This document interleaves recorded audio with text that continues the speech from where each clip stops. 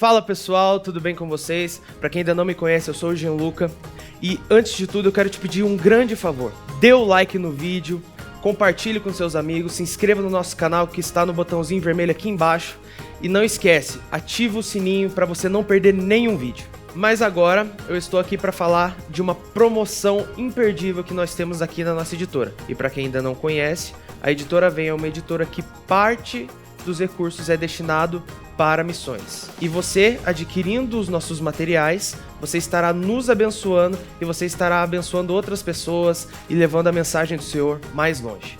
Então aqui eu tenho em minhas mãos o livro Anjo Caído, a trajetória e queda de Lúcifer, que aqui nós contamos do intervalo que tem do versículo 1 e do versículo 2 do primeiro capítulo de Gênesis. E é um livro muito importante para você que quer aprender mais sobre o assunto, sobre a trajetória e a queda de Lúcifer, como o mundo foi criado, e esse livro é imperdível. Temos aqui também o livro Anjos e Demônios, a realidade do reino espiritual. Podemos dizer que esse daqui é um manual para o crente para saber como enfrentar suas guerras, como enfrentar suas batalhas. É um livro muito completo, um livro muito didático, que aqui fala sobre o Rei Bruxo, fala sobre Lilith e é muito completo para você.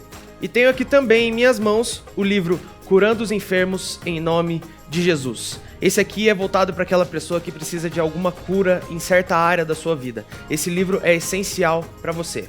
E por último, temos a revistinha As Aventuras de Luke, do Pastor Lucas. E para quem não conhece o Pastor Lucas, é o compositor daquela linda música O Pintor do Mundo. E ela é muito bem ilustrada, muito bem desenhada, para você criança que quer saber como enfrentar as suas batalhas, para aquela criança que tem medo de dormir sozinho.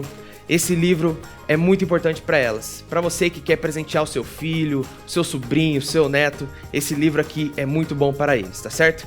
Então, eu falei aqui de 3 livros mais a revistinha por apenas R$ 95. E para você que quiser adquirir esse material, entre agora no nosso site editoravem.com, que está aqui no rodapé do seu vídeo, e adquira já pelo kit Libertação, tá certo? Só lembrando, dê like no vídeo se você ainda não deu, se inscreva no nosso canal e ative o sininho e compartilhe o link desse vídeo com seus amigos, nas suas redes sociais, porque assim você estará ajudando a propagar a palavra de Deus, tá certo? Então fique com essa mensagem e Deus te abençoe. Tem piedade de mim, ó Deus, segundo a tua misericórdia. Conforme a tua grande clemência, apaga minhas transgressões. Lava-me de toda a minha culpa e purifica-me de todo o pecado. Pois no meu íntimo reconheço as minhas transgressões e trago sempre presente o horror do meu pecado. Pequei contra ti somente pequei, e pratiquei o mal que tanto reprovas. Portanto, justa é a tua sentença, incontestável a julgar-me condenado. Reconheço que sou pecador desde o meu nascimento, sim, desde que concebeu a minha mãe. Sei que me queres estabelecer a verdade. Sei que tu queres estabelecer a verdade no meu interior. E no meu coração ministras a tua sabedoria. Portanto, purifica-me com hisopo e ficarei limpo. Lava-me o mais branco do que a neve. Lava-me e mais branco do que a neve serei. Faze-me voltar a ouvir júbilo e alegria. E os ossos que esmagastes exultarão. Esconde o teu rosto do meu pecado e apaga todas as minhas iniquidades. Ó Deus meu, cria em mim um coração puro e renova dentro de mim um espírito inabalável. Não me afastes da tua presença, nem tires de mim teu Santo Espírito. Restitui-me a alegria da tua salvação e sustenta-me com o espírito disposto a obedecer. Eu gosto dessa versão porque aqui tem o dizer de algumas palavras. Muita gente me pergunta, pastor, o que é espírito voluntário? Aqui está a definição. Espírito voluntário é alguém disposto a obedecer. Então ensinarei, verso 13, então ensinarei os teus caminhos aos transgressores, para que os pecadores se voltem também para ti. Salva-me do pecado de sangue derramado, ó Eterno, Deus da minha salvação, para que minha língua seja livre para cantar exaltando a tua justiça. Ó Senhor, dá palavras corretas aos meus lábios, para que a minha boca possa proclamar o teu louvor. Não te deleites em sacrifícios, nem te comprases em ofertas, pois se assim fosse, eu os ofertaria. O verdadeiro e aceitável sacrifício ao Eterno é o coração contrito, um coração quebrantado e arrependido jamais será desprezado por Deus. Que texto, né? Que te regozijes em abençoar a Sião e edificar as muralhas de Jerusalém. Então te agradarás dos sacrifícios sinceros, das ofertas queimadas e dos holocaustos, e novilhos serão oferecidos sobre o teu altar. Os homens gostam de olhar e as mulheres de serem olhadas. Porque uma mulher estava se banhando na janela, completamente nua, a tragédia aconteceu. Às vezes eu me pergunto se realmente esse banho que dava de frente ao alpendre do rei Davi foi um acidente sem querer de Betseba. Todo mundo ali em volta sabia que aquele era o alpendre do rei. E que se o rei fosse ao alpendre, ele conseguia ver a maioria das casas e dentro das casas. E de repente, quem ele vê? Uma mulher completamente nua, tomando banho. E aí está feito a desgraça. Esse salmo é o registro da agonia da alma de Davi, após seu terrível adultério seguido de crime passional, um assassinato cruel, com requintes de crueldade a o seu capitão da guarda. Davi viu, cobiçou, adulterou e tentou esconder o seu pecado. Escute bem o que eu vou dizer. Todo adúltero tem uma sentença de morte sobre a sua vida. Nas costas do adúltero sempre estará escrito: posso morrer, pode me matar. O próprio Davi disse: quem fez isso merece a morte. O adúltero, inevitavelmente, ele vai terminar uma vida a bancarrotas.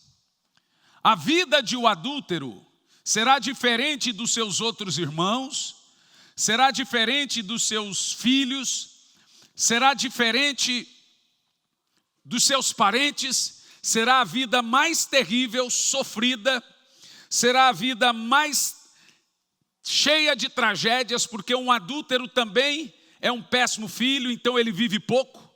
O adúltero é um péssimo marido ou péssima esposa, então ele atrai sobre si sombras da desgraça, ele morre com doenças trágicas, ele morre cedo, ele é infeliz para o resto da vida, ele tem sobre si a sombra do pecado, da desgraça, ele sofrerá de distúrbios, ele terá que tomar remédios, porque o adultério é inicialmente a primeira quebra de aliança que nós encontramos.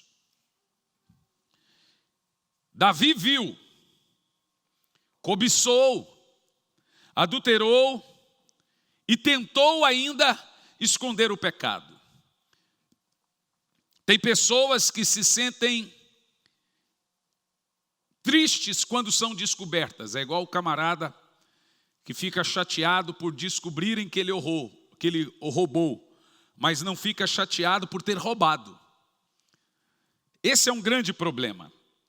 E Davi, quando ele foi descoberto, e ele foi descoberto pelo próprio Deus, então ele não foi leal, ele tentou esconder. Vocês conhecem um pouco da história, uma rápida síntese.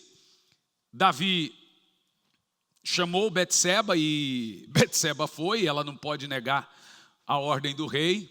Davi fez sexo com Betseba e depois de 9 meses veio o resultado. E quando Davi descobre que Betseba está grávida, Urias está na guerra. Então há tempo ainda de tentar remediar, porque Betseba descobre que está grávida logo no início, e Davi manda trazer Urias e prepara um banquete para Urias, e manda Urias se dormir com Betseba, porque depois vem um argumento que o filho era de Urias.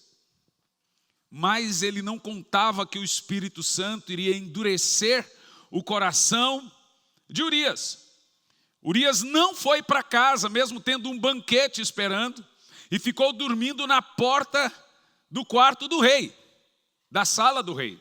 Quando perguntado por que ele não foi para casa, Urias responde: como vou dormir eu numa cama fresca com a minha esposa, se os meus amigos soldados estão dormindo no relento e a arca de Deus está no templo? Quem devia pensar assim era o rei. Porque o texto começa assim: foi um tempo que os reis saíram para a guerra. Davi preferiu ficar chavecando a mulher dos outros. Davi tinha que estar na guerra, mas ele preferiu ficar assistindo pornografia. E é isso mesmo que aconteceu. Se fosse hoje, ele ficaria no computador vendo filmes pornográficos ou assistindo filmes libidianos ou libidinosos. No entanto, quando Davi viu que o seu primeiro plano era dar umas férias para Urias, ficar em casa, dormindo com a esposa, para dar um álibi que o filho era de Urias, fracassou. Ele vai para o plano B. O primeiro plano era dar férias, o segundo plano é preparar um banquete. E depois o segundo plano também fracassa. Aí agora ele parte para crueldade e maldade. Ele planeja e encomenda a morte do marido de Betseba. Ele manda uma carta pelo próprio Urias para o seu capitão da guarda, Absalão, me fugiu o nome, o primo dele. Vocês também, né? Fugiram o nome para vocês, agora deu um branco aí. O capitão da guarda, o primo de Davi. Eu lembro que era primo, agora... Bom, eu não vou ficar lembrando aqui, senão me ajuda aí, por gentileza. Senão, o Google ajuda na hora, gente. O primo de Davi, capitão da guarda dele, que depois Davi manda Salomão matá-lo também. Mata Adonias e meu primo lá. Meu Deus do céu. Tem hora que dá esse branco. Não comi os 2 ovos hoje, eu comi, não dá para lembrar. Bom, e ele manda uma carta para o seu primo, que era o seu general de guerra, e fala: põe Urias na frente da batalha. Você sabe, quem está na frente da batalha é o primeiro a morrer.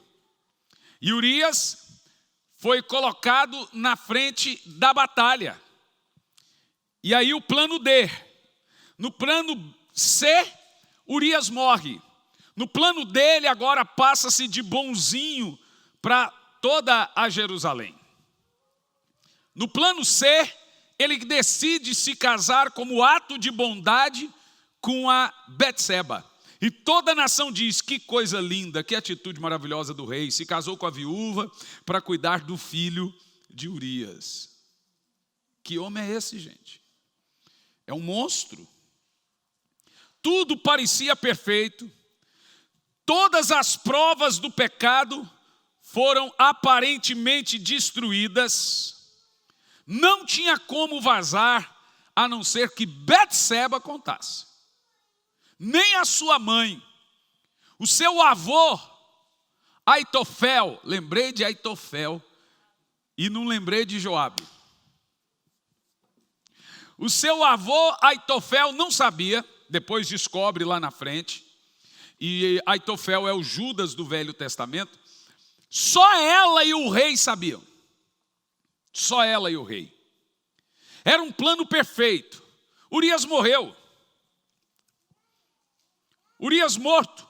Me caso com a esposa do meu chefe de batalha, cuido do filho, ainda me passo por bonzinho. Só uma coisa que eles não contavam, é que Deus estava vendo tudo. põe algo na sua cabeça. O que você faz, seu pai não vê, sua mãe não vê, seus irmãos não veem, seu pastor não vê, seu marido não vê, mas Deus vê. E talvez a única pessoa que não deveria ver, talvez seja a única que esteja vendo. Não pense você que Deus não está de olho ou não está atento às nossas atitudes depravadas e sinistras que ferem a moral dele. E por que fere a moral dele? Porque você está ferindo alguém e alguém inocentemente está sendo traída, alguém inocentemente está sendo machucada, alguém inocentemente está sendo destruída. Então Deus não aceita esse tipo de injustiça.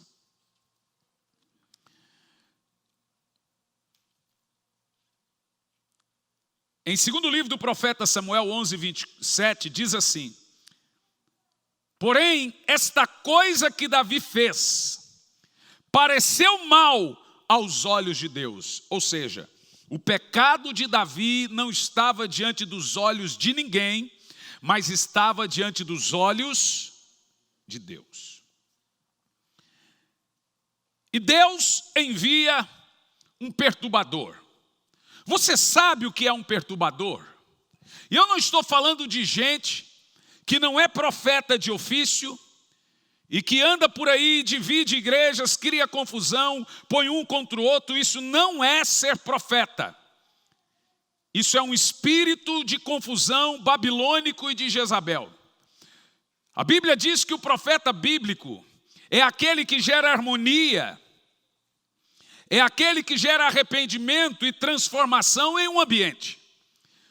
Quando o filho de Davi nasceu, no dia em que o filho de Davi nasceu, que não era dele, segundo as más línguas, mas diante de Deus era dele. Ele, Betseba, sabia que era dele.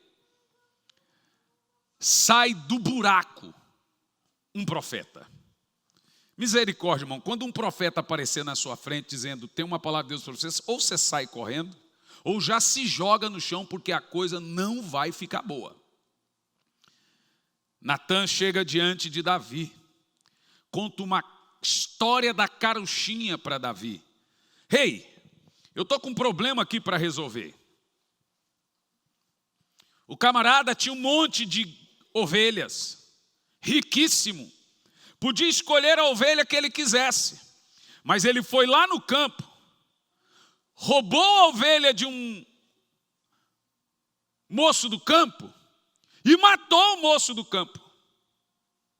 Ele podia ter a ovelha que quisesse, mas ele matou o moço e roubou a ovelha do moço. Olha, o que eu tenho que fazer? Davi disse, esse homem tem que morrer. O que é mais interessante é que o profeta não amou a sua cabeça. Ele poderia morrer. Porque Saul matou outros quando foi confrontado. O profeta não pode amar a sua cabeça. João Batista não amou a sua cabeça. Por que temos que amar a nossa? Homens só irão mudar o mundo quando não amarem sua vida. Por que está todo mundo com birra do presidente?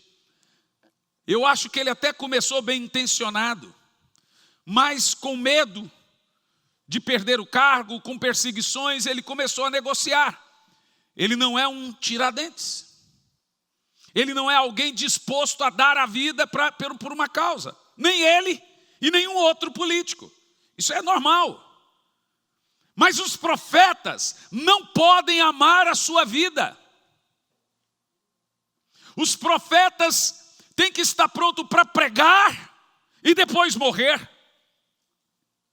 Natã enfrentou o rei e deu de dedo e disse, esse rei é você. E aqui nós vamos começar a conhecer o coração de Davi. Porque quando Davi foi confrontado, ele não ficou justificando o pecado, ele não tentou dizer, eu fiz por isso, por aquilo outro. A Bíblia diz que na hora ele caiu por terra. Aqui está a diferença entre Davi Saul. Na hora, ele caiu em terra. Davi, então, é tomado de um sentimento de culpa e horror. E foi nessa condição que ele escreveu aqui, veja, o salmo que nós lemos, é justamente nesse momento em que Davi está no chão, após ter sido confrontado pelo profeta Natã. Aqui Davi reconheceu o seu pecado, arrependeu-se, jogou o veneno do pecado que estava dentro dele fora, espremeu a ferida da maldade e começa um processo de restauração com Davi. E vamos analisar aqui nessa manhã os passos do arrependimento de Davi, desde quando ele está no chão arrependido, a restauração total e completa. Mas a primeira coisa que você precisa entender: toda pessoa que encobre o seu pecado, como Davi fez por 9 meses, ele diz que enquanto ele estava encobrindo o pecado, os ossos dele gemiam de dores, ele tinha dores musculares terríveis.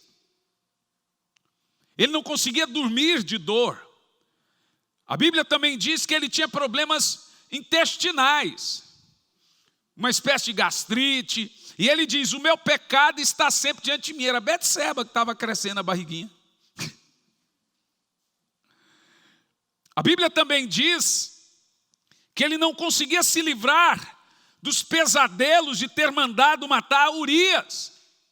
E pense, não foi só Urias, foi também a parte do exército que Urias comandava, que ele mandou ficar na frente para morrer junto com Urias. E o pai de Urias. Aqui eu aprendo 3 coisas. Toda vez que alguém nessas condições de Davi fica encobrindo o pecado, protelando o arrependimento e não arrependendo-se, igual Davi agiu como se nada tivesse acontecido, acontece 3 coisas. Primeira delas, Deus tira o que você mais ama. Deus chegou em Davi, através de Natã, e disse: porque derramastes o sangue de Urias, quem derrama sangue, paga com sangue. Davi tinha que pagar 2 vezes. Primeiro, pelo adultério, ser morto apedrejado. Segundo, ele tinha que pagar com sangue, porque ele matou Urias, derramou sangue. Primeira coisa que aconteceu na vida de Davi: Deus chegou em Davi, através do profeta, e disse: porque derramaste o sangue de Urias, e no pecado de Betseba fazes os inimigos de Deus escarnecer de Deus. Olha lá o rei temente de Deus, olha o crentinho. A Bíblia diz que por causa das nossas condutas e pecados, que as pessoas zombam de Deus. Lá vai um crente, não paga, adúltero, mentiroso, fala palavrão, xinga, faz barraco, e as pessoas zombam de Deus por causa do nosso mau testemunho. E aí Natã diz: por causa disso, o filho que você mais ama vai morrer. Deus já começa a lidar com Davi, e a ideia de Deus é que o coração de pedra de Davi seja quebrado. Presta atenção, não precisa Deus agir assim conosco. Ele age quando nós somos silenciosos mediante o pecado. Fingimos que não aconteceu nada. Falei para Deus, está resolvido.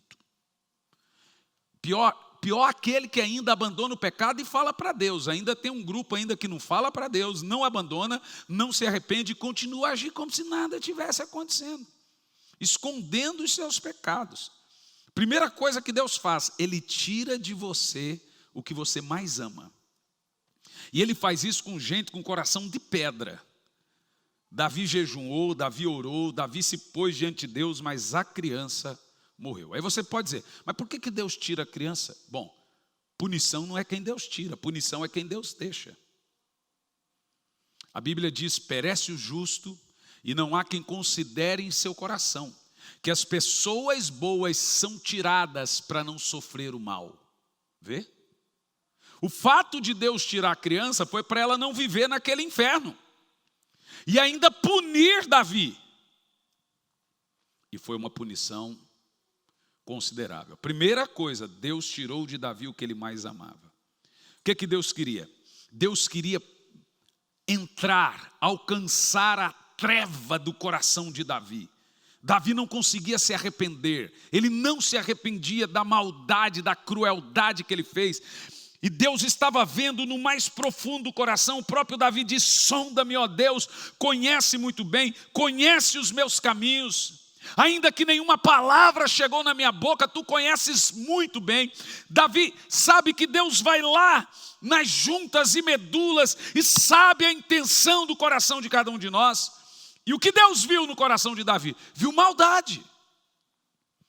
Gente que planeja o mal, que premedita suas atitudes.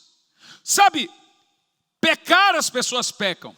Premeditar é pecado de Lúcifer. É mal. Toda pessoa que premedita o pecado, não é só pecado que ela está cometendo, é maldade, é iniquidade. Qualquer coisa planejada é iniquidade. Segunda coisa que Deus faz com Davi: expõe Davi a uma humilhação pública. Gente, pode durar 10 anos, 20 anos, 40 anos, 50 anos. Deus, explode o negócio. Não é o diabo que explode o pecado das pessoas. Para Satanás, importa que você continua pecando em secreto, sem ninguém ver, que aí você vai para o inferno e ninguém pede você ir para o inferno. É Deus que não permite que o nosso pecado continua de forma secreta. Então a Bíblia diz que tudo que fazemos no oculto, Deus grita dos telhados. Então Deus vem e brada. Agora o seu sogro descobre a parafernália toda e começa a contar para todo mundo: Aitofel, esse rei aí, que posou de bonzinho para casar com minha neta, matou meu filho e meu neto. E o filho é dele. Enquanto meu filho estava lá na batalha, o rei estava furando o olho do meu filho.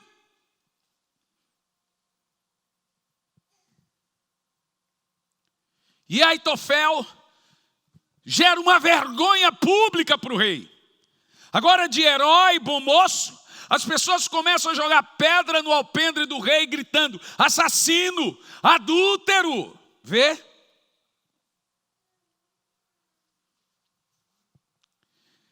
Quando a pessoa permanece endurecida e ela não consegue ter um caminho de arrependimento e restauração, de retorno, Deus grita. Vai vazar. Vaza na rede social. Alguma coisa acontece e não é o diabo. É Deus que explode. É Deus que faz acontecer, porque Deus não admite que as pessoas sejam enganadas com os nossos erros. Deus não admite injustiça e Deus não admite maldade. Então Deus faz o negócio explodir para a sua vergonha. Sabe por que Deus está vendo no nosso coração requintes de crueldade e maldade? Ele já deu oportunidades para arrependimento. Davi ficou 9 meses escondendo o pecado, gente. E não resolveu. Agora, a terceira e pior coisa que acontece. Não resolve Deus gritar. Não resolve. Deus começa a tirar. E Deus tira casa, Deus tira família, Deus tira bens. Eu vejo pessoas... eu já fui feliz, eu já tive isso, tive a família em volta, mas começa a perder tudo. E a pessoa começa a ficar solitária. E perde, gente. É triste. E agora o que você vê? Pessoas amarguradas, tristes, angustiadas, que põe culpa em tudo. A culpa é a vida, a culpa é Deus, a culpa é o ex, a culpa é o filho, a culpa é o trabalho, culpa tudo, mas nunca suas próprias atitudes. Deus vai tirar de você o que você mais ama. Mas esse é só o primeiro estágio. E o segundo, Ele vai te envergonhar. Você será uma vergonha. Uma vergonha. Mas para mim, o terceiro ponto é o pior. Deus faz, escute bem, uma terrível maldição de continuidade. O que é maldição de continuidade? Diferente da hereditária. A hereditária, ela existe e existiu. Ela não existe na vida de quem é nova criatura. Quem está na cruz, diante da cruz, recebeu Jesus, ele não precisa, e vai por mim. Ele não precisa pegar um formulário de 35 páginas, escrever um monte de coisas renunciando, porque ele já renunciou. A Bíblia diz que o julgamento da nova vida é este, a cruz. Na cruz você foi julgado. Isso para. Tem gente aí pregando que você mesmo convertido, se batizou, aceitou Jesus, você agora tem que passar um período lembrando de quantas mulheres você dormiu, porque tem laço de alma em você e etc. Umas besteiras. Mas a cruz é o julgamento da nossa vida. Amém? No entanto, existe uma maldição que nós trazemos para nós. Por exemplo, quem gosta de namorar e terminar namoro, terminar namoro, ele cria para si mesmo uma maldição. Ele nunca termina as coisas. Vira uma maldição. Quem faz um monte de projeto e não termina, um monte de projeto vira uma maldição. Começa as coisas e não termina. Gente que noiva 5 vezes e não casa, vira uma maldição de continuidade. Ele mesmo atrai para si um costume. Né? O meu time, ele está com uma maldição terrível na vida dele. Você fala, vai chegar. Você pode rir, não, Jairo. O seu está precisando marmita lá, ó. Corinthians vai ser campeão brasileiro agora esse ano, gente. Jesus amado. Então, meu Deus. Mas desde que a gente terminou, a gente sabe o que eu acho, Jair? A gente tem que terminar aquele campeonato de 2012 que a gente ganhou no primeiro tempo. A hora que a gente terminar aquele jogo, o Vieira, aí a gente acaba a maldição. O jogo não terminou, ganhamos no primeiro tempo, o segundo tempo deu um pau lá, o time foi embora, o time argentino. Depois daquele jogo, irmão, foi uma praga. Eu acho que os argentinos mataram tudo que é galinha, boi, bode lá e fizeram uma macumba. Um time está 9 pontos na frente no final de campeonato. Com o melhor ataque, melhor defesa, melhor tudo. Não, gente, é demônio, claro que é demônio. Quer me atingir, por causa da minha enxaqueca. Então é demônio, só pode. Então, a gente fala isso, mas maldição de continuidade não é algo que o diabo traz sobre você, mas é algo que você repete e vira costume. São ciclos que nós repetimos até virar costume. Nós devemos tomar muito cuidado com os ciclos que não terminamos. Porque eles são rompidos, depois você começa outro, termina em um, depois começa em outro. Aí vira uma maldição de continuidade. Não hereditária, ok, gente? Quem entendeu o que eu estou falando? E no caso aqui de Davi, nós temos uma maldição hereditária. Isso é antes da cruz. E quem não tem Jesus tem sim maldição hereditária, ok, gente? Toda maldição é quebrada em Cristo. Antes dele, nenhuma. Mas no caso de Davi, a terceira coisa, uma terrível maldição, e insistir no pecado traz maldição também, tá bom? Isso é muito importante frisar. O cara, eu estou em Cristo, então não tem maldição. Começa a insistir no pecado, você vai ver se não tem maldição não, viu? Vai nessa. E aí, o que acontece com Davi? O pecado era moral. Ele envergonha o nome de Deus. Gente, a casa de Davi virou, me desculpe a expressão, uma zorra. Em outras palavras mais grosseiras, uma zona. O filho toma as mulheres dele. Aminon estupra Tamar. Vem o outro e mata Aminon. Vira uma coisa, o irmão de Tamar espera 2 anos para matar Aminon, diante dos olhos de Davi. Davi é condescendente com o pecado de Aminon, porque agora, por causa do pecado dele, ele tem vergonha de corrigir os filhos. Depois lá na frente Absalão se levanta contra ele. Absalão morre pelas mãos de Joabe. Acabou. Veja, quando você fica insistindo em pecados morais, filho vira gay, filha lésbica, o outro engravida logo cedo, a outra e etc. E começa a virar uma desgraça moral a família. A esposa, que sempre foi certinha, começa a ter alguns desejos, porque o teto dessas pessoas é de vidro.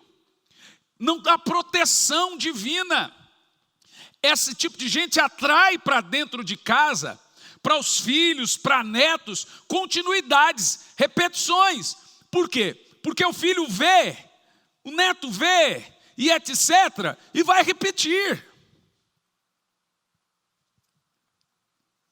Então a gente fala, é o que eu estou fazendo, a culpa é minha, eu me responsabilizo. Não, não é assim. É grave. É grave. Eu quero a sua felicidade. Eu quero a sua paz, a sua alegria. Mas eu preciso também te alertar que nada muda enquanto não mudarmos.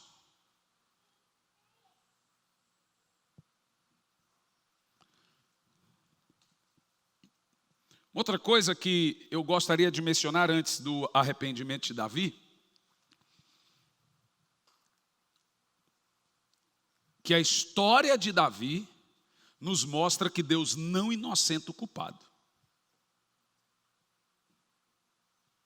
Mesmo sendo perdoado, ele pagou até a última gota do sangue de Urias. A Bíblia diz que depois que ele se arrepende, nós vamos ver daqui um pouco, colocaram virgens para dormir com ele, ele nem tocava nelas, ficou traumatizado. Mas a Bíblia diz que ele não caiu mais com esse tipo de pecado. O arrependimento foi genuíno. Então vamos lá.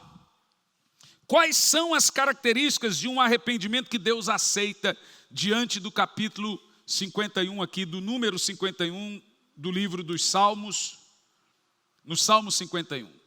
Primeiro, a absoluta necessidade do arrependimento. Enquanto Davi calou o seu pecado, a sua vida murchou, seus ossos secaram, diz aqui o texto que a alegria da salvação foi embora. Eis aqui porque tem gente que chega na igreja e não sente o Espírito Santo. Eis aqui porque tem gente que fala, eu não consigo mais orar, não consigo mais buscar, não sinto mais alegria em Deus. É porque às vezes há coisas pendentes moralmente na nossa vida. E olha, meu irmão, não adianta jogar para a graça e dizer, como eu estou na graça, eu posso fazer a droga que eu quiser, que Deus é misericordioso, Deus é amoroso. Ok, Deus é amoroso com você e juízo para quem você trai? Você parou para pensar na droga do que as pessoas falam? Deus é amor demais com você, mas está sendo juízo para quem está sofrendo, na mão de quem está traindo, de quem está enganando. Eu quero te dizer que Deus é amoroso para as pessoas injustiçadas também. Porque as pessoas escondem seus atos, mas elas dizem que Deus é amoroso, Deus, eu estou na graça, mas se esquece que está traindo a esposa, traindo o marido, e o amor de Deus com elas, como é que fica? Que palhaçada é essa que esse povo está vivendo, gente?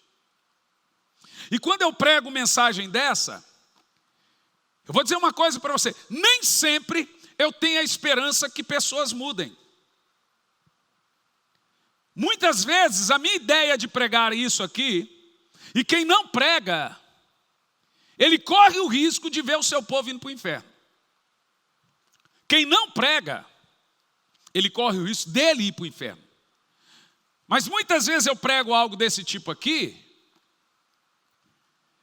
para deixar esse tipo de gente indesculpável diante de Deus.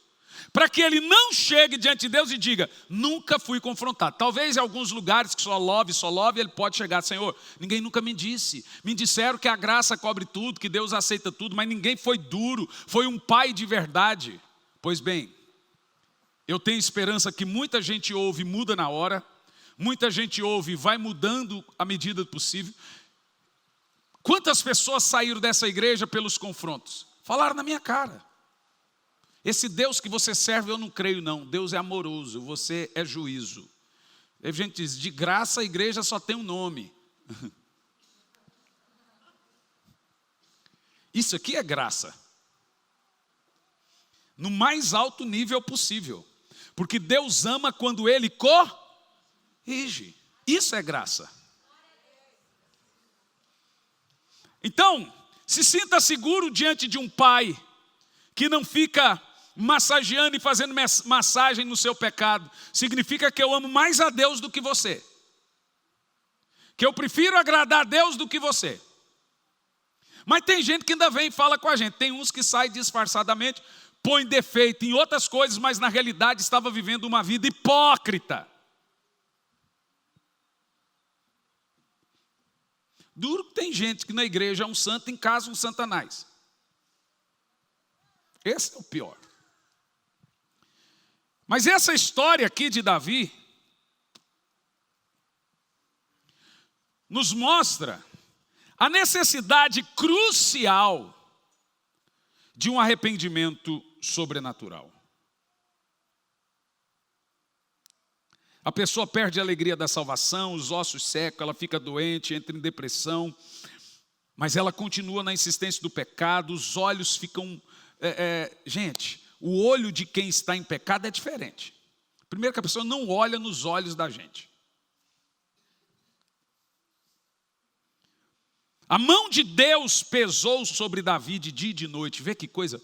Quem está em pecado, a mão de Deus está contra ele, não a favor dele. Ele tem o peso da mão de Deus sobre ele.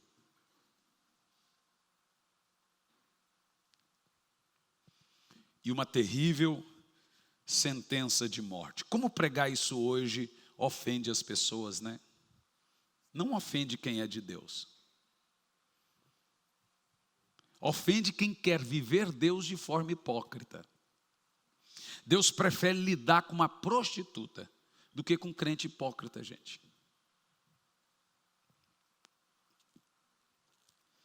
Não há libertação, cura, nem restauração, onde não há um profundo arrependimento. Vamos ver os passos. No versículo 3, veja aí comigo na sua Bíblia. O primeiro passo da restauração é o reconhecimento do pecado. Verso 3. Pois no meu íntimo reconheço minhas transgressões e trago sempre presente o horror do meu pecado. Davi por um tempo esconde o seu pecado, mas isso agora estava arruinando a sua vida. Davi então olha de maneira séria e responsável o que ele havia feito contra Deus, contra Betseba, contra a sua família e contra a sua nação, porque ele era um rei. Escute, o pecado do líder é o pior pecado de todos. Quem é líder na igreja, ouça isso. O líder tem um pecado pior do que de qualquer outra pessoa. Porque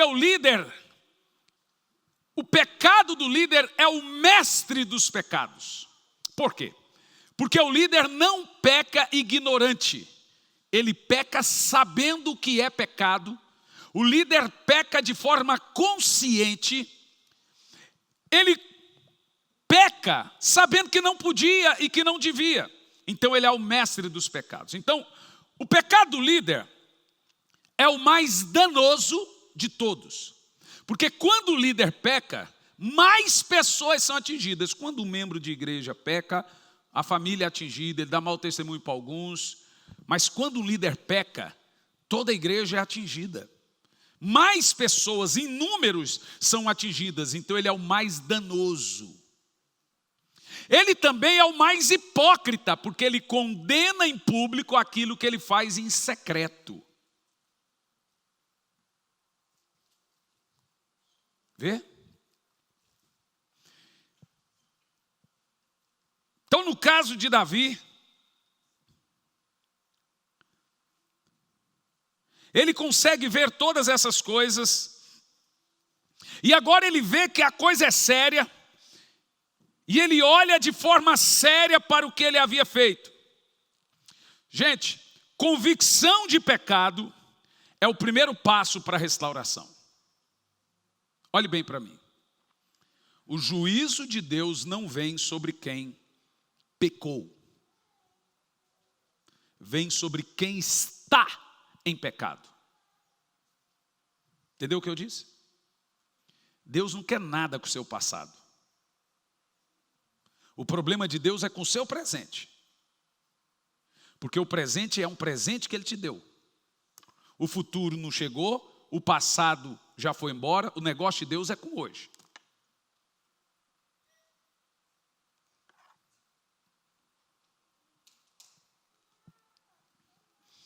Convicção. O que é convicção? Eu sei que fui eu que pequei. Olha, eu pequei por isso, minha mulher é isso, minha mulher é fria, minha mulher também não ajuda em nada, meu marido é um grosseiro, meu marido não foi. Irmão, não há desculpa. Não venda seu direito para ninguém. Não importa se uma pessoa não vale nada, continue com caráter. Deus vai julgar a todos. Não peque com o pecado dos outros. Não se suje, porque alguém já se sujou. Mantenha a seriedade, que Deus vai julgar a sua causa e ser justo com você. Não há esperança e restauração enquanto a pessoa não reconhecer o seu pecado. Não olhe para os outros, não julgue nem culpe os outros. Seja honesto com você mesmo. Pare de argumentar, se justificar, faça como Davi. Eu conheço os meus pecados. No verso 3.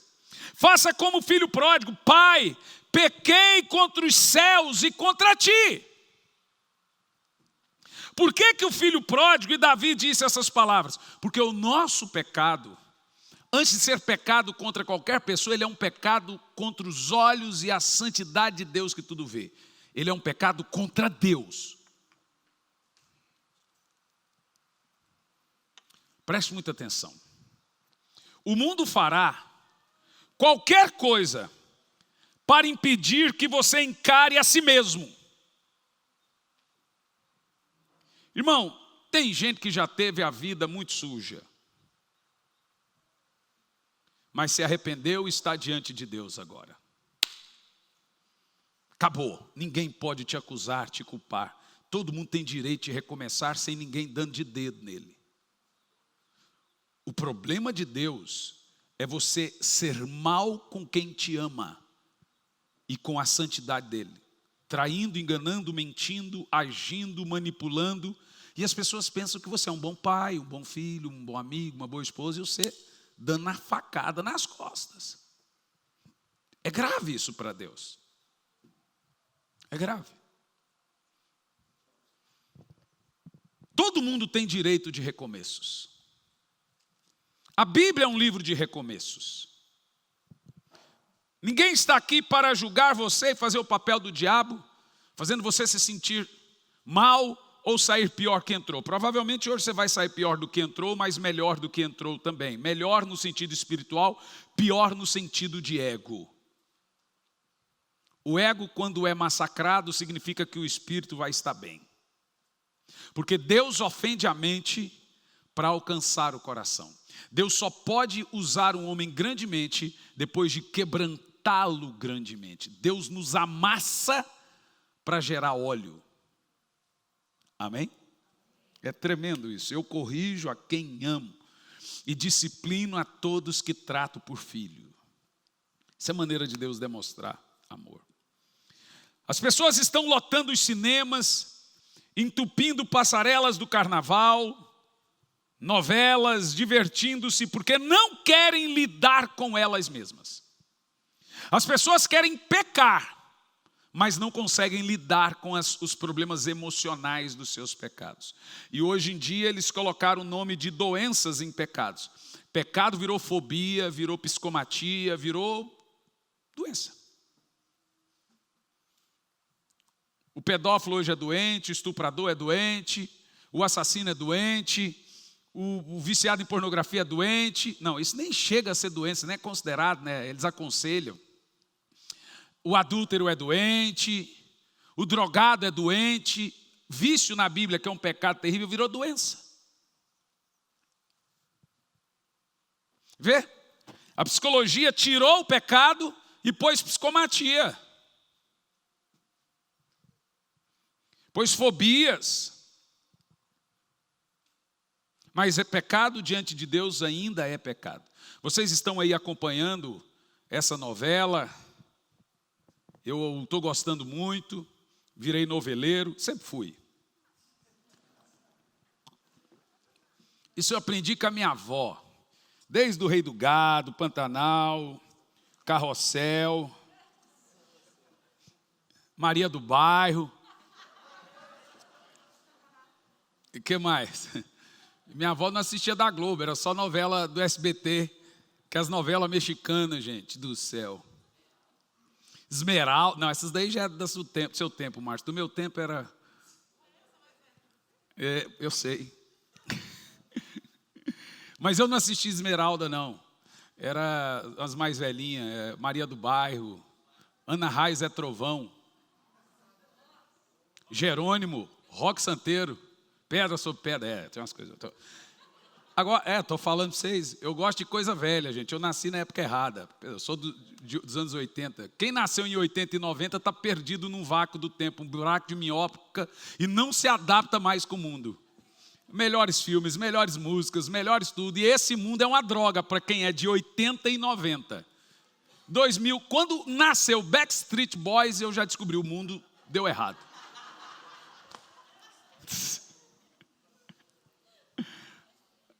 Enquanto tinha só os menudos para desgraçar a vida da gente, na hora que falou, agora tem Backstreet, acabou, o mundo já deu errado. Mas, ok, nessa novela, apesar, gente, da licença poética, tem pregador pregando muito mais heresia do que se mostra na novela. Tem gente acreditando em mentiras que se fala do altar. Ali você tem que tirar e entender que aquilo é baseado na Bíblia. Isso. Então, por favor, não me diga que chovia do dilúvio. E nem que Adão orou e Deus respondeu com chuva.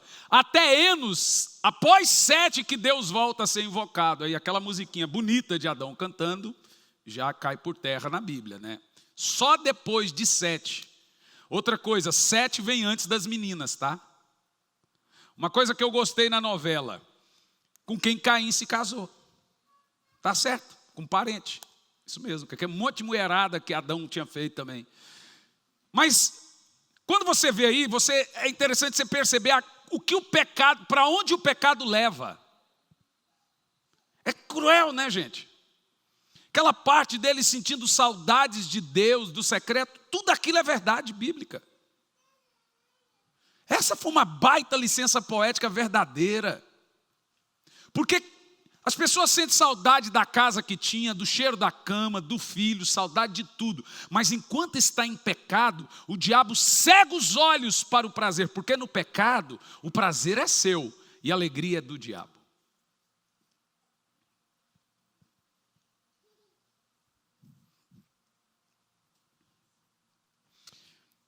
Segundo passo para a restauração é o reconhecimento do que nós temos feitos. Olha o verso 2. Verso 1 e 2.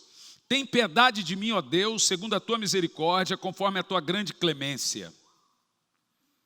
Apaga as minhas transgressões, lava-me de toda a culpa e purifica-me do meu pecado.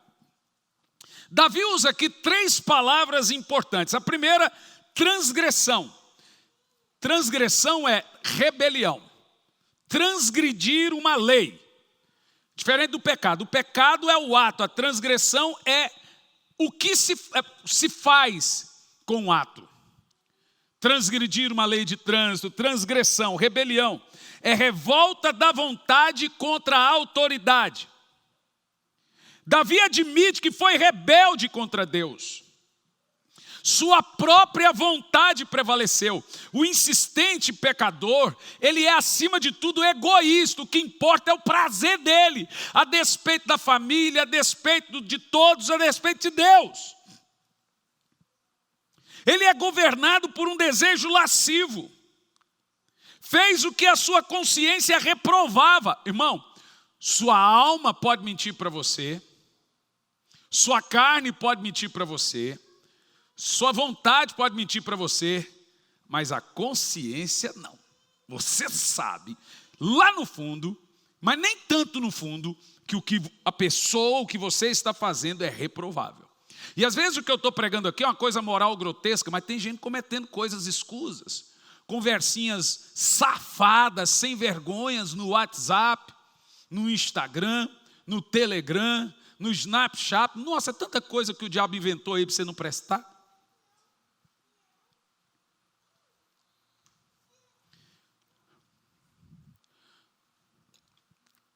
Vídeos. É grave. É grave, meus irmãos. E não adianta eu ficar aqui durante um ano sem confrontar e pensando que todo mundo aqui é santo, que não precisa de um chacoalhão para mudar de vida. Está todo mundo santo aqui? Então o que é que nós estamos fazendo aqui? Vai por mim. Mais cedo ou mais tarde, a pessoa vai perder o que tem. E aí vai ser só lembrança do cheiro da casa, dos netos, dos filhos, da hora de assistir a série tomando um mate. Minha esposa gosta de ficar comendo capim com água todo dia. E às vezes eu bebo um mate com ela, porque eu tenho que tomar 2 litros de água. Eu falo, me dá um pouquinho disso aqui, vou beber minha cota dessa água agora. Essa água com mato. Mas são pequenos momentos que a gente tem em família, que é o que importa. Você sabe que o que fica na nossa memória são esses momentos. É essas horas. Um filho não vai lembrar do carro que você comprou, ele vai lembrar do caminhada. A memória que eu tenho, quer dizer, eu não tenho memória de pais. Eu tenho uma memória, quando eu ganhei uma bicicleta. E nesse dia, meus pais foram andar junto de bicicleta com a gente. Eu tenho essa memória. Porque, essas memórias ficam. E lá na frente, quando as pessoas começam a perder tudo por causa da pornografia, por causa do adultério, por causa do pecado, etc., ela se lembra tudo que ela jogou fora. Mas então, há tempo ainda de restauração antes de perder tudo. Porque não é o diabo que tira tudo de você, é Deus. Porque Deus vê maldade no seu coração. B, ele usa também a palavra iniquidade. Depois de transgressão, ele usa a palavra iniquidade. Vê, o que é iniquidade? Perversão, algo sujo, indigno, vergonhoso, premeditado, no fundo, prescrutado no coração, pervertidas, ciúme, inveja, malícia, impureza, premeditar o mal, pôr a perna para alguém cair, premeditar uma traição, premeditar uma desculpa, uma mentira. Davi usa termos transgressão e usa termos como iniquidade. E em terceiro, ele usa outro termo que é pecado. Vê, transgressão, iniquidade e pecado. Errar o alvo. Não estamos vivendo conforme deveríamos viver. E agora estamos fora da linha. São 3 palavras que Davi usa aqui nesse texto do verso 1 e 2. Mas agora, em terceiro lugar, os passos da restauração de Davi. No verso 4, vamos ver. Pequei contra ti somente, e pratiquei o que era mal, que tanto reprovas. Davi pecou contra Betseba, Davi pecou contra Urias, Davi pecou contra a família, Davi pecou contra a nação. contra os homens que foram mortos na batalha, mas ele confessa que mesmo tendo pecado contra Betseba, Urias e etc., ele confessa, contra ti somente pequei. Por que contra Deus? Porque sempre que pecamos contra alguém, estamos pecando contra o Deus que o criou.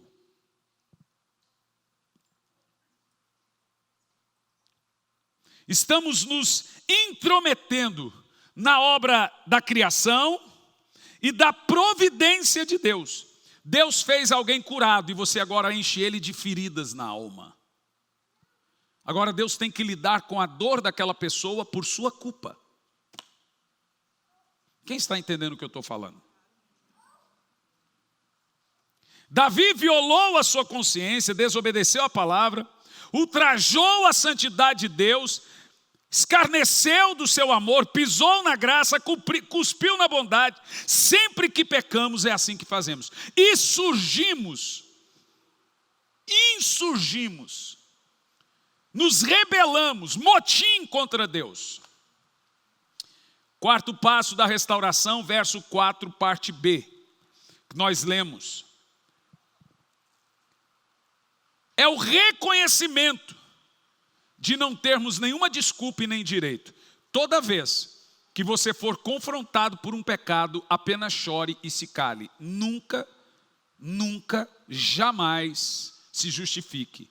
Quando você se justifica, você está mostrando que não há arrependimento.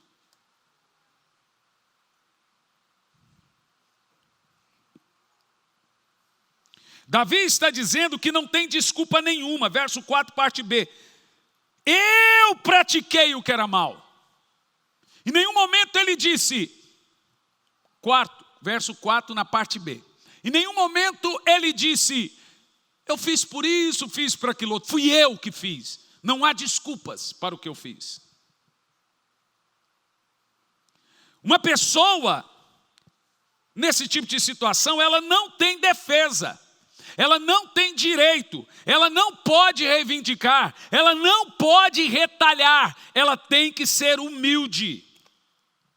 Davi está admitindo que seu pecado foi resultado da sua teimosia.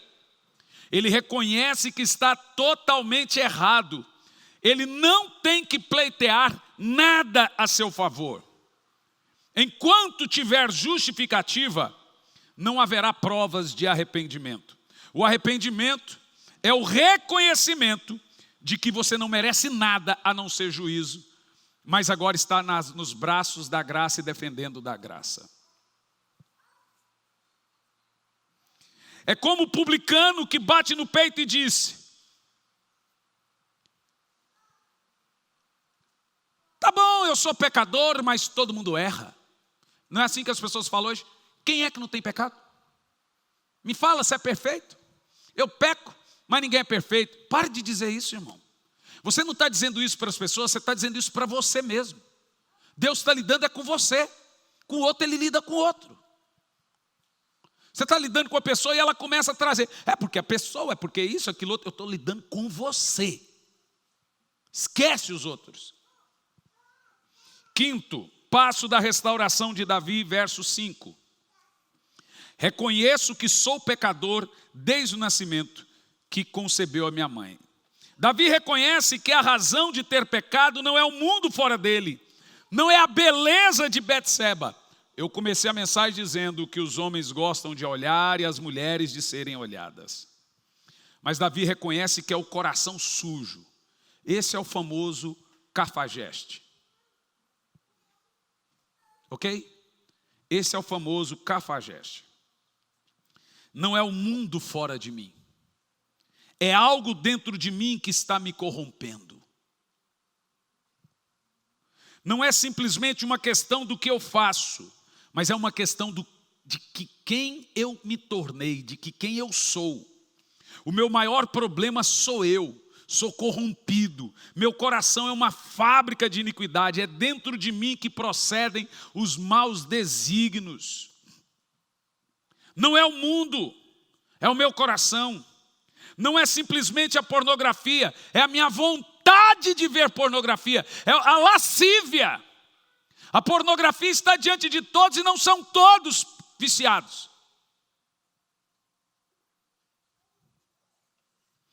Não é a guerra, é a perversidade. Não é a injustiça social, é o coração avarento. Vê? Pobre não quer se vacinar e rico está furando fila. Por isso que o mundo está do jeito que está, gente. O pobre não quer vacinar e o rico está furando fila. Como é que o mundo desse vai dar certo? Como é que o mundo... Gente, como é que o mundo desse vai dar certo?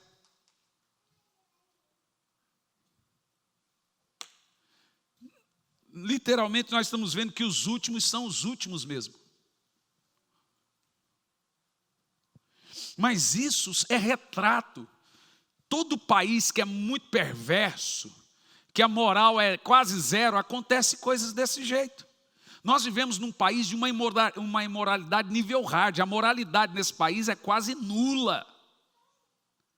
É quase zero. Vocês chegaram a ver o vídeo do caminhão que capotou, é um caminhão de carne, o motorista morreu, e a polícia rodoviária chegou lá, e o povo passando por cima do corpo e roubando as carnes. Vocês chegaram a ver esse vídeo? Gente do céu, eu vejo aquele vídeo, eu não acredito, esse é o país que eu vivo. Que vergonha de ser brasileiro nessa hora. É deprimente. Ah, mas todo lugar não, gente, não é não, igual aqui não existe não. Não, igual aqui... Na época da crise dos caminhoneiros, os caras vendendo água a R$20. Gasolina foi para 8, 10 reais. Então é desde o empresário ao pobre, o político é só um reflexo. O político sai do nosso meio, tira o que a sociedade acostuma fazer no dia a dia em casa e leva lá para Brasília. O que o político faz nesse país não faz em lugar nenhum do mundo. Roubar respirador, achar caminhões de oxigênio escondido. Por quê? Estava escondido ou para vender mais caro, pastor Mário, ou para conseguir subsídio do governo e falar que está sem oxigênio. Foi o que conseguiu. Tanto de gente morrendo e caminhões de oxigênio. Pegou os oxigênios dos hospitais, já foi planejado antes, jogaram dentro do caminhão e falou, agora esconde esses caminhões e manda aí para o povo que não tem oxigênio em Manaus. Eles não queriam oxigênio, eles queriam dinheiro para comprar oxigênio. Só aqui é um nível de depravação, um nível de crueldade, um nível de maldade que a gente não acha. É cruel. Mas isso é apenas o retrato da queda do jardim do Éden. É o coração das pessoas. Mas em segundo lugar, o profundo anseio pelo perdão de Deus. Aonde entra o perdão? Dentro desse ponto, que é o segundo ponto, nós temos alguns versículos para analisar. O primeiro versículo, no verso 1, é preciso ter profunda consciência do seu estado e condição. Davi começa dizendo uma frase assim, gente, ó, tem misericórdia de mim, ó Deus. Toda pessoa que chega diante de Deus com essas palavras será atendida. Porque uma pessoa que chega diante de Deus e diz, Senhor, tem misericórdia de mim, ela já mostra que o coração dela está tendo uma guinada para a restauração. O pecador, não arrependido, ele nunca chega, Senhor, tem misericórdia de mim. Davi estava desesperado, ele não pode fugir dessa situação, ele está encurralado, Deus encurrala ele, Deus tira dele o que ele mais ama, Deus joga o pecado dele no ventilador, e agora uma terrível maldição se instala na família. Ele está quebrantado, doente, aflito, está definhando, seus ossos estão secando, seu vigor murchando, seu choro é abundante, sua alma está de luto, a mão de Deus está pesando sobre ele. Ele precisa de paz, precisa de perdão, ele clama, tem misericórdia, Senhor. A vida de quem anda fazendo coisa errada é sempre um inferno. Ele fica um pouquinho em paz, mas logo explode um outro inferno. Nunca tem paz. Davi diz, lança o teu coração, Senhor, na minha miséria. Talvez você diga, mas eu não cometi adultério. Contudo, a Bíblia diz, amarás o Senhor teu Deus de todo o teu coração e o teu próximo como a ti mesmo. Você tem feito isso? Não. Então você está descumprindo um grande e poderoso mandamento. Um terrível pecado você está cometendo, que é não amar a Deus de todo o coração e o teu próximo como a ti mesmo. Um pecado semelhante ao de Davi. Precisamos de lágrimas, porque as lágrimas nos olhos, elas lavam o coração do verme chamado pecado. Precisamos voltar a chorar, gente. Ter um coração derretido diante de Deus. Precisamos voltar a ser crentes. A moda antiga. Crente ia para a igreja com um lenço na mão e a Bíblia do lado. Eu tenho ensinado os irmãos, mesmo que o texto vá para a tela, traga a Bíblia. Para você aprender a manusear a Bíblia. Você vai aqui, manuseando. Aprende a lidar com a Bíblia. O que vai na tela é para os irmãos online, para quem é novo convertido e para quem esqueceu a Bíblia. Pastor, eu esqueci, mas você está esquecendo todo o culto. Não glorificar a Deus é o maior de todos os pecados. É negar o propósito da sua existência. Daniel 5:23 diz, o Deus em cuja mão está a tua vida e de quem são todos os caminhos, a Ele não glorificastes. A essência do pecado não é ser culpado de ações particulares.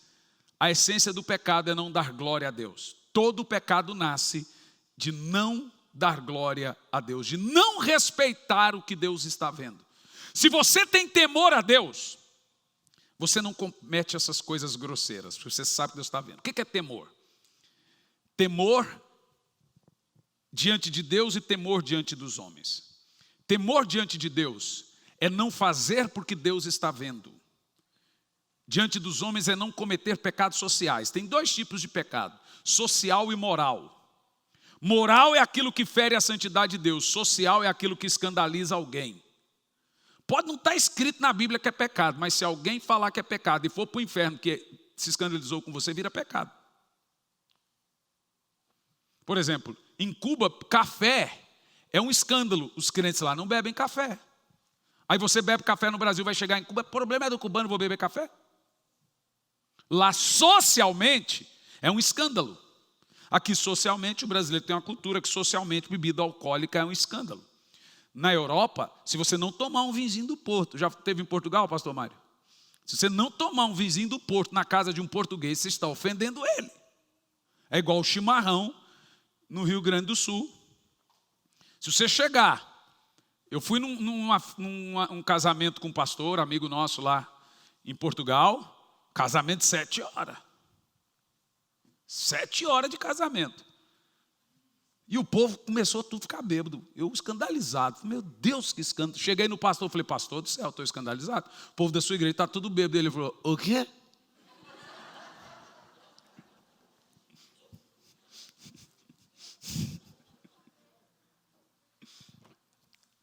Ainda no versículo 1, parte B, é preciso, em segundo lugar aqui do segundo ponto, ter profundo desejo pelo perdão. Quem ama ser perdoado? Gente, que coisa linda ter o perdão de Deus, não é verdade? E você sabe, quando você é perdoado, desce um bálsamo e parece que sai assim um peso das costas da gente. Você sente aquela canga, aquela carga, aquele jugo deixando você. Davi tem consciência da sua culpa, mas não para aí. Só sentir o peso do pecado pode levar ao remorso e à autodestruição. Davi não engoliu o veneno, ele pede socorro. O nosso problema é engolir o veneno. O pecado é um veneno. Peça socorro e não continue. Eu vou continuar esse capítulo no próximo domingo. E aí nós vamos continuar no tema arrependimento e restauração. No terceiro ponto, na terceira fase do segundo ponto do sermão, que é preciso ter profunda consciência da nossa total impotência. E domingo que vem eu continuo para a gente não passar muito do horário. Essa é uma maneira muito boa da gente conhecer a Bíblia. É o que a gente chama de sermão expositivo, conhecendo toda a Bíblia. Mas antes, eu gostaria que a gente gastasse alguns minutinhos orando e clamando a Deus, trazendo à memória situações que a gente comete que fere a santidade de Deus. Às vezes é pequeno para nós, é bobo perante quem a gente ama, mas diante de Deus é terrível. O que você tem feito que você tem que se arrepender?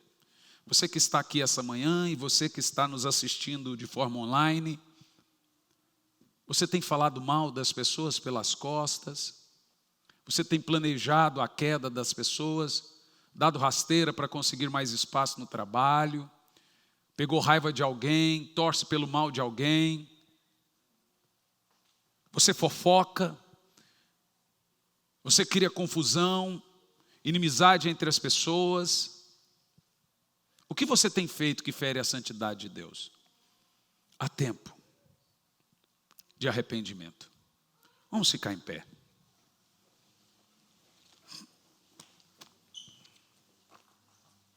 Lembrando que domingo que vem eu continuo a falar sobre arrependimento e restauração. E nós vamos, eu creio, irmãos, que nossa vida está num processo de restauração. E coisa linda é voltar a ser feliz como sempre foi. Põe a mão no seu coração.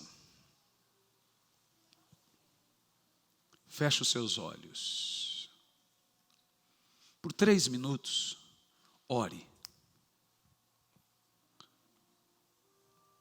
Pode deixar. Ore.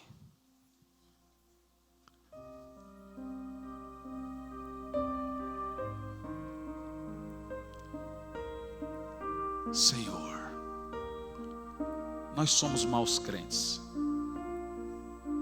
somos maus maridos, esposas, filhos, maus amigos, nós erramos, nós transgredimos, nós pecamos, e em alguns casos não conseguimos nem nos arrepender. Quanta maldade há em nosso coração. E nessa manhã, a oração que nós podemos dizer é: tenha misericórdia, Senhor, de nós. Espírito Santo, nos convença do pecado, justiça e juízo. Chegando próximo ao dia do Senhor, do seu retorno, nós queremos ter um coração arrependido. Senhor, eu quero ser santo e não consigo ser santo. Quero ser espiritual e não consigo. Quero cantar e sentir a tua presença e não consigo.